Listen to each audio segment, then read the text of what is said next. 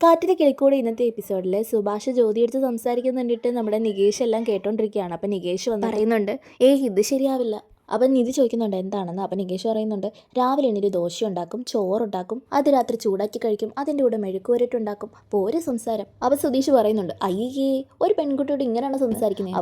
അപ്പം ഹരീഷ് പറയുന്നുണ്ട്, കുക്കിങ്ങിനെ പറ്റി ചോദിച്ചാൽ വളവളാന്ന് സംസാരിക്കും, അല്ലെങ്കിൽ മിണ്ടാതിരിക്കും. അപ്പം നിധി പറയുന്നുണ്ട്, അത് വിട്, സുഭാഷ് ഏട്ടൻ എങ്ങനെയാണോ അങ്ങനെ സംസാരിക്കട്ടെ, എന്തായാലും കല്യാണം കഴിഞ്ഞ് സുഭാഷ് ഏട്ടൻ എങ്ങനെയാണെന്ന് അറിയേണ്ടതല്ലേ. സുഭാഷ് ആണെങ്കിൽ പാചകത്തിന്റെ കാര്യം തന്നെ പറഞ്ഞുകൊണ്ടിരിക്കുക. ഇത് കേട്ട് ജ്യോതിക്കോ അല്ലാതെയൊക്കെ വരുന്നുണ്ട്. ജ്യോതിയുടെ മുഖഭാഗമൊക്കെ മാറുന്നു. അതിനുശേഷം സുഭാഷ് ജോലി സ്ഥലത്ത് നിൽക്കുന്ന സമയത്ത് വീണ്ടും ജ്യോതി വിളിക്കുന്നുണ്ട്. ആ സമയത്ത് ജ്യോതി ഓരോന്നൊക്കെ ചോദിക്കുമ്പോഴത്തേക്കും നമ്മുടെ സുഭാഷും അങ്ങനെ അധികം ഒന്നും സംസാരിക്കുന്നില്ല. അപ്പം ജ്യോതി എന്ത് ചെയ്യാന്ന് പറയുമ്പോൾ സുഭാഷ് നമ്മുടെ പണിസ്ഥലത്തെ കാര്യങ്ങളൊക്കെയാണ് കൂടുതലും പറയുന്നത്.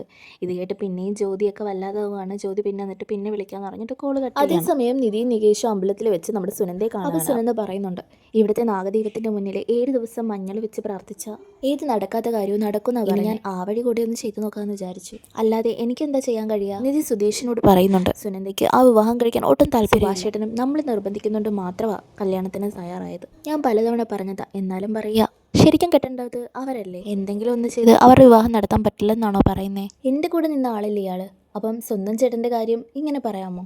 അത് നിധി തീരുമാനമെടുത്തിരുന്നു. അവ സുധീഷ് മനസ്സിൽ പറയുന്നുണ്ട്, പിന്നെ എനിക്ക് ഇഷ്ടപ്പെട്ടതുകൊണ്ട് എങ്ങനെയെങ്കിലും പൊക്കിക്കൊണ്ട് വരണമെന്ന് ഞാൻ തീരുമാനിച്ചു. സുധീഷ് എന്നിട്ട് നിധിയോട് പറയുന്നുണ്ട്, ആ ധൈര്യമൊന്നും സുനന്ദയ്ക്കില്ല. അതിനുശേഷം ജ്യോതി വീണ്ടും സുഭാഷിനെ വിളിക്കണം കേട്ടോ.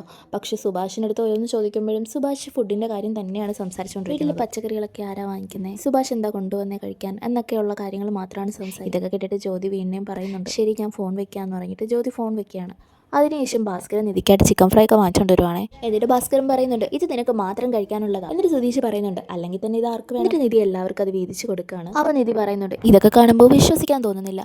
അച്ഛൻ അമ്മയെ. അതോടെ ഈ എപ്പിസോഡ് ഇവിടെ അവസാനിക്കുകയാണ്.